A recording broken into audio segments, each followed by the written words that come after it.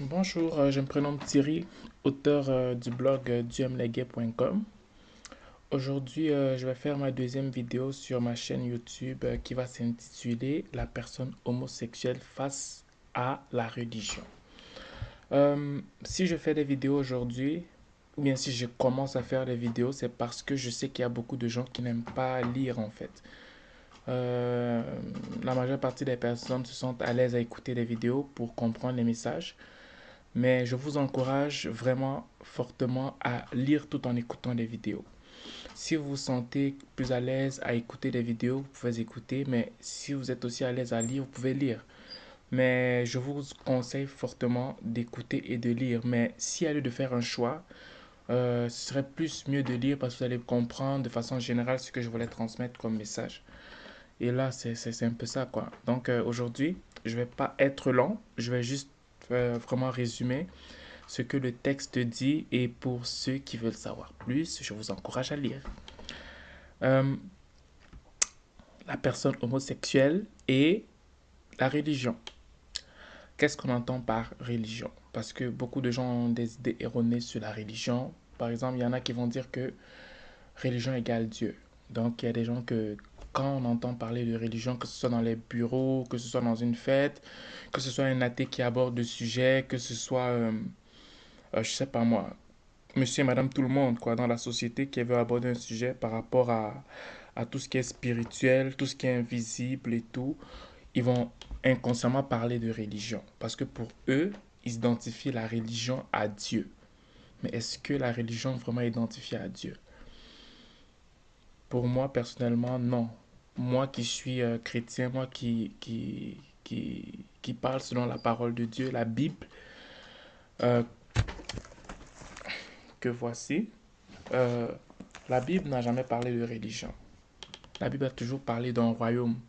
Et ce sont des hommes, peut-être qui ont voulu bien faire au début, qui ont pris des préceptes, des principes de la Bible afin de conduire un certain peuple. Et à la longue, c'est devenu comme, je vais dire, un pion ou bien comme un appât pour vraiment tenir des personnes captives en fait. Je suis certain qu'au début, les gens prenaient vraiment la parole de Dieu, à savoir la Bible dans mon cas, pour enseigner monsieur et madame tout le monde que faites du bien, ne faites pas ci, ne faites pas ça. Mais quand ils ont vu les attributs, ils ont vu les avantages de ces paroles-là dans la vie de tous les jours, et ils ont vu qu'ils pouvaient manipuler, ou bien euh, ils pouvaient vraiment en profiter, profiter des personnes qui étaient vraiment à leur écoute par rapport à tout ce qu'ils disaient de la Bible. Je pense que c'est à partir de là qu'est née la religion. Donc, pour faire court, la religion, pour moi, c'est comme l'ensemble des voies et moyens qu'une personne utilise sous prétexte qu'il parle au nom de Dieu pour exploiter les autres. Donc, la religion ne vient pas de Dieu. Donc, on peut être dans une église, ne pas être religieux, et on peut aussi être dans une église, être religieux. Qu'est-ce que je veux dire par là? On peut appartenir à une église, mais prendre la parole de Dieu à la lettre, dire, ok, par exemple, la Bible dit, tu ne mentiras pas, et quand tu vois ton frère, tu dis, yes, toi, on a dit que tu ne mens pas, donc là, tu as péché, tu n'es pas agréable aux yeux de Dieu. Des gens toujours culpabiliser les autres, en fait. Tu sais, des gens qui développent ce genre de façon de voir la Bible, développent en eux comme un esprit religieux, et ceux qui agissent ainsi commencent vraiment plus à condamner les autres que de les encourager à changer de vie. Et moi, je suis de ceux-là qui pensent que Jésus est venu sur la terre pour apporter vraiment un royaume. La religion, tu fais beaucoup d'efforts pour aller vers Dieu. Et le royaume que Dieu amène via la Bible, via Jésus, on trouve ça dans la Bible, c'est Dieu qui vient vers toi. Dieu vient vers toi. La religion, c'est toi qui fais des efforts pour plaire à Dieu. C'est toi qui fais des efforts pour aller vers Dieu. Et tu appliques la loi. Tu appliques des principes pour plaire à Dieu. Mais le royaume de Dieu, c'est Dieu qui vient vers toi pour que tu lui sois agréable et pour que tu puisses faire des choses qui seront agréables à ses yeux, en fait. Raison pour laquelle il nous a aussi laissé avec le Saint-Esprit. Donc, quand je dis maintenant la personne homosexuelle face à la religion, Je veux dire par là que les homosexuels auront beaucoup plus de problèmes d'intégration, bien des problèmes d'écoute de Dieu de façon générale quand ils seront face aux religieux. Parce que le religieux ne va pas avoir compassion. Il ne va pas se rendre compte que lui, Dieu, Dieu l'a sorti vraiment de tout ce qui était ténèbres avant, qui n'était pas, il n'aimait pas Dieu au début comme tout monsieur et madame tout le monde. Genre, au début, il était dans une façon de vivre qui ne plaisait pas certes à Dieu, mais par amour, Dieu a pu comme lui convaincre de sortir de là. Donc, maintenant, la personne homosexuelle, c'est vrai, elle aime un homme qui aime un homme, une femme qui aime une femme. C'est pas en le jugeant qui va changer. C'est pas en le jugeant qui va changer.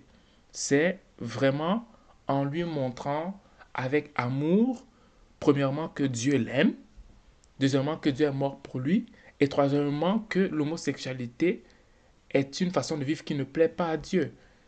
C'est dans cet état d'esprit que la personne homosexuelle va au moins être ouverte à comprendre qu'effectivement, Dieu est mort pour moi, Dieu m'aime, peu importe ce que je fais, Dieu m'aime, Dieu est amour.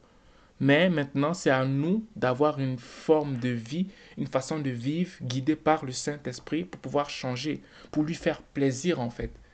Mais quand on se dit, toi tu as fait ça, toi tu as fait ci, toi tu es méchant, toi tu es un homosexuel, les homosexuels ne partiront pas dans le royaume des cieux, tu vas aller en enfer, toutes ces choses, ça bloque automatiquement la personne homosexuelle qui peut-être aimait vraiment Dieu et qui vraiment cherchait Dieu de tout son cœur et qui se disait même que non, Dieu ne peut pas l'aimer. Et toi, tu viens encore enfoncer le clou en fait. Donc, grosso modo, c'était un peu euh, le message vraiment de cet article. Genre, arrêtons d'être religieux. Arrêtons de toujours penser qu'on est mieux que les autres. Vraiment, développons plus l'amour de notre prochain. La personne homosexuelle, vous ne savez pas ce qu'elle a vécu dans son enfance. Vous ne savez pas les sentiments qui la poussent à aimer l'autre sexe similaire. Vous ne savez pas. Moi, je peux même pas me mettre à la peau d'une personne homosexuelle. Je sais pas comment ça se passe dans son cœur, en fait. Peut-être pour la personne homosexuelle, c'est comme normal, mais pour toi qui es hétéro, tu te dis que, oh, c'est vraiment abominable. La personne ne fait pas exprès d'aimer la personne du même sexe. Ça, c'est vraiment comme une forteresse de pensée qui habite la personne homosexuelle. Si elle aime quelqu'un de même sexe et que toi tu trouves que c'est pas agréable et que c'est pas de la parole de Dieu, il faudrait prier pour la personne et lui faire comprendre par amour que c'est pas bon à la place de juger cette personne-là. Donc moi, je pense que c'est ça. Je pense que Dieu est mort pour tout le monde. Dieu n'est pas seulement mort pour les hétéros. Dieu n'est pas seulement mort pour les menteurs, pour les voleurs, pour les fornicateurs. Dieu est aussi mort pour la personne homosexuelle, quoi. Donc, grosso modo, c'est un peu ça que je disais que je dis dans mon article. Donc, pour plus comprendre ce que je veux dire, comme vous allez lire, puis vraiment le Saint-Esprit va vous guider dans cette lecture, quoi.